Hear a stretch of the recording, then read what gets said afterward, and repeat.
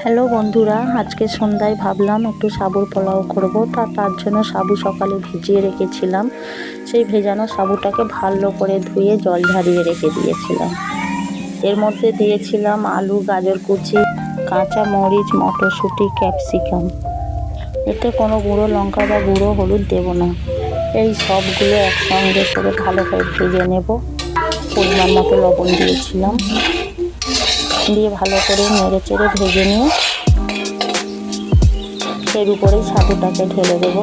জল ঝরানো সাবুটাকে দিয়ে ভালো করে নেড়ে চেড়ে ভাজা হয়ে গেলে স্বাদ মতো লবণ দেবো, দিয়ে গোলমরিচ, জিরে একসঙ্গে ভেজে একটা গুঁড়ো করে মশলা করে রেখেছিলাম আগে থেকে, এই মশলাটা একটু দিয়ে দেবো। দিয়ে ভালো করে ভেজে আবার একটু নাড়িয়ে ভালো করে ভেজে নিয়ে সাবুর পোলাও রেডি হয়ে যাবে। তোমরাও করে দেখবে, খেতে খুব খারাপ লাগে না। বাড়িতে বানিয়ে খেয়ে কমেন্ট করো কেমন হয়েছে না হয়েছে। ভালো লাগলে অবশ্যই সাবস্ক্রাইব করবে, একটা লাইক করবে।